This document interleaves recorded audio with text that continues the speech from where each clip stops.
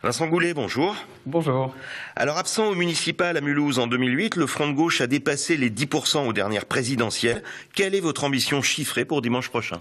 Alors, on était absent en 2008 parce que le Front de gauche n'existait pas, donc c'est vraiment une nouveauté dans le paysage de Mulhouse, ce rassemblement du parti de gauche de Mélenchon, du PCF, des alternatifs, mais aussi de beaucoup de citoyens, des jeunes, on est une liste très jeune, et qui perd pour justement construire un vrai programme de gauche à Mulhouse. Alors au niveau des chiffres, évidemment, plus le score sera élevé, plus on pourra vraiment peser à gauche à Mulhouse. Alors aux dernières municipales, quand même, les scores cumulés des listes d'extrême gauche n'atteignaient pas les 5%. Vous visez sans doute plus haut. Pourquoi ? Oui, alors déjà la division n'est jamais bonne. En plus, on n'est pas une liste d'extrême gauche. Il y a Lutte ouvrière qu'on peut classer à l'extrême gauche. Nous, on est vraiment une liste de rassemblement à gauche, de la gauche qui ne renonce pas, qui veut pas faire du social-libéralisme comme Hollande fait, où il donne des cadeaux au patronat sans contrepartie. Et malheureusement, la liste PS Vert des Freiburger risque de faire ça, la même chose, la même politique, si on la pousse pas un peu à faire autre chose. Donc notre but, c'est de vraiment défendre une politique d'émancipation, d'égalité, de promotion des services publics, etc., pour vraiment remettre Mulhouse à gauche. Alors on va être super optimiste pour vous. Il y a deux cas de figure possibles. À 10%, vous pouvez vous maintenir. À partir de 5%, vous pouvez fusionner.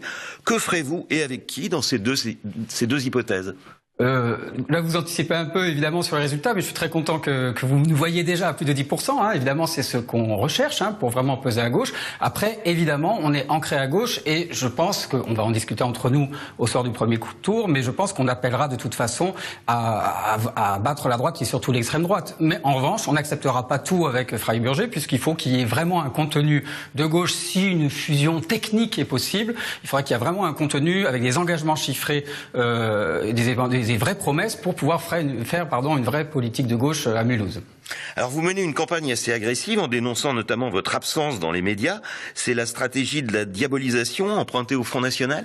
Non, pas du tout. C'est pas du tout agressif non plus. On regarde les textes du CSA qui parlent d'équité, qui parlent de pluralisme, et on a pu constater que certains médias, dont les médias audiovisuels, il n'y a pas que vous, la radio France Bleu Alsace également, fait une très très large part au Front National, à l'UMP et au PS, et a tendance à minorer l'importance de notre programme, ou du moins l'intérêt de nos propositions. Donc on essaie juste de dire que ça va pas tout à fait, qu'il faut vraiment, pour qu'il y ait un vrai vote au premier tour, et pas faire le deuxième tour avant le premier tour, qu'il y ait un vrai débat public, le plus ouvert possible. Voilà, c'est tout.